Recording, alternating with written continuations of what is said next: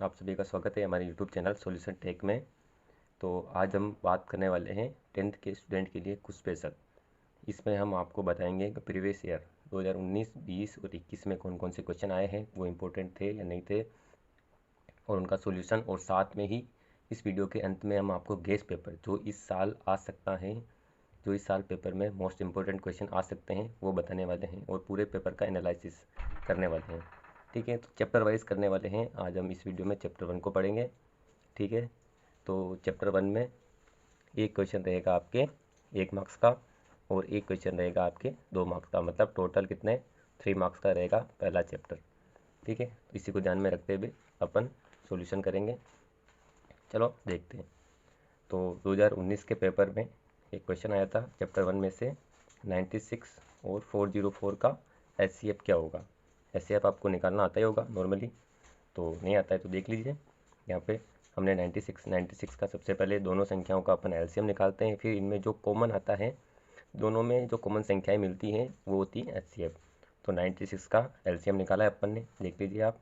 और 404 का भी एलसीएम निकाल लिया अपन ने। एलसीएम क्या आया, 2 इंटू 2 इंटू 2 इंटू 2 इंटू 2 और इंटू 3। ठीक है, ये आया इसका एलसीएम। और 404 का एलसीएम आया 2 इंटू 2 इंटू 101, ये आया एलसीएम। तो इसका एचसीएफ क्या होता है, दोनों के कॉमन गुणनखंड की सबसे छोटी घात।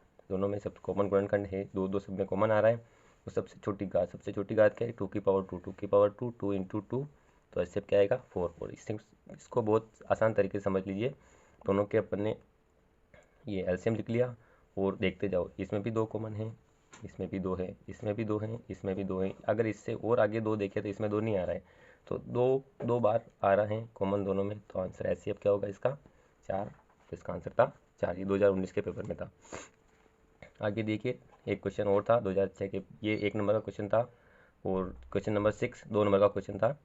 संख्याओं 6 और 20 का अभाज्य गुणनखंड विधि से एचसीएफ और एलसीएम ज्ञात कीजिए। और इसके अथवा में एक क्वेश्चन था, संख्याओं 6, 72 और 120 का अभाज्य गुणनखंड विधि से एचसीएफ ज्ञात कीजिए।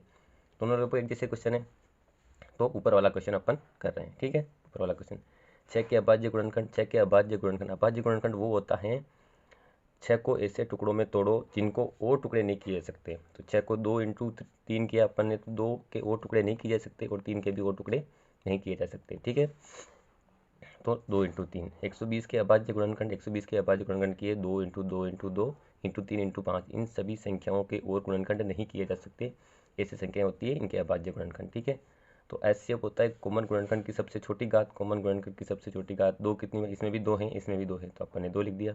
इसमें भी 3 है, इसमें भी 3 है, तो अपने यहाँ 3 लिख दिया। 2 इंटू 3 6, एचसीएफ क्या आया 6। और एलसीएम क्या होता है, एलसीएम इन सभी का गुणा।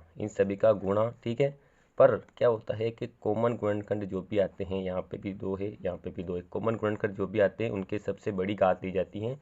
ये आपको बहुत अच्छे से ध्यान में रखना है। ठीक है ना, तो यहाँ पे लिख लेते हैं 2 की घात 1 इंटू 3, यहाँ पे लिख लेते हैं 2 की घात 3 इंटू 5।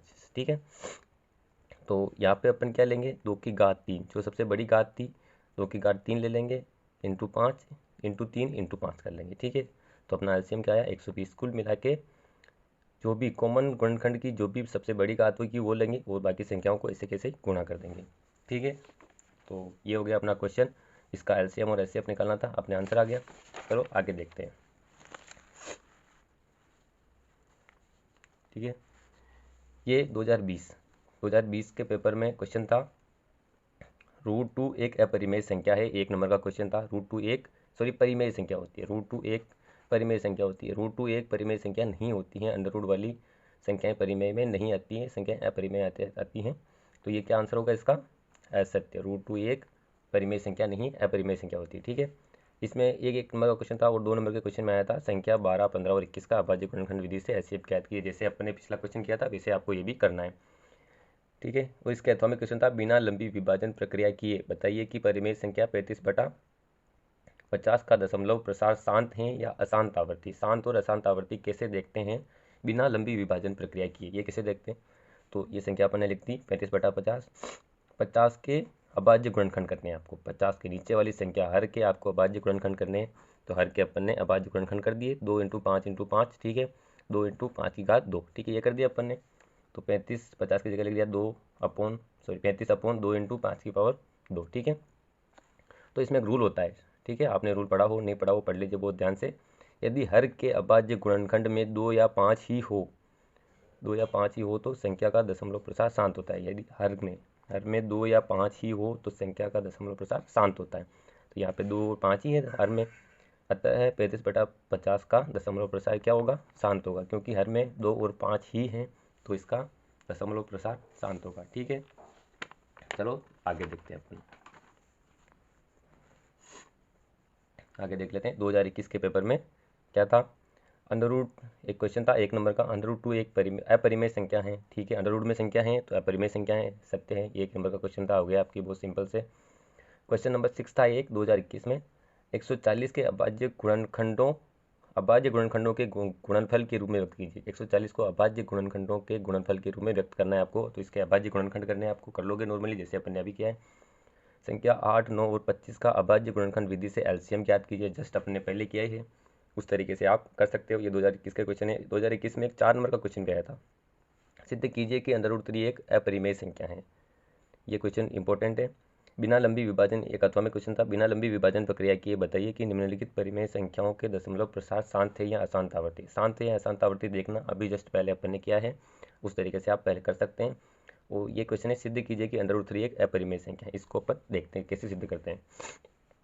तो यहाँ पे क्या करना है, इसको अंडर रूट 3 को अपरिमेय संख्या सिद्ध करना है। तो हम क्या मान लेते हैं कि अंडर रूट 3 क्या है, परिमेय संख्या। अपन मान रहे हैं कि अंडर रूट 3 परिमेय संख्या है, इसको लेके सोल्व करते हैं। तो अंडर रूट 3 एक परिमेय संख्या है, तो परिमेय संख्याओं को 1/b के रूप में लिख सकते हैं अपन, ठीक है। अपन ने लिख दिया, इसको b को इधर भेज दिया, a बराबर क्या आया, b अंडर रूट 3, ठीक है। दोनों का वर्ग किया, अंडर रूट का वर्ग अंडर रूट में किसी भी संख्या का वर्ग करते हैं तो अंडर रूट हट जाता है, बाकी संख्याओं पर स्क्वायर लग जाता है। तो 3b² बराबर a², ठीक है। a² 3 से विभाजित हैं तो a भी 3 से विभाजित होगा। ये चैप्टर 1 में प्रमेय 1.3 थी, आपको इतना ही लिखना है इसके पीछे, ठीक है। a² 3 से विभाजित हैं तो a भी 3 से विभाजित होगा, ठीक है। a बराबर 3c, इस लाइन से अपने क्या लिखा, a बराबर 3c।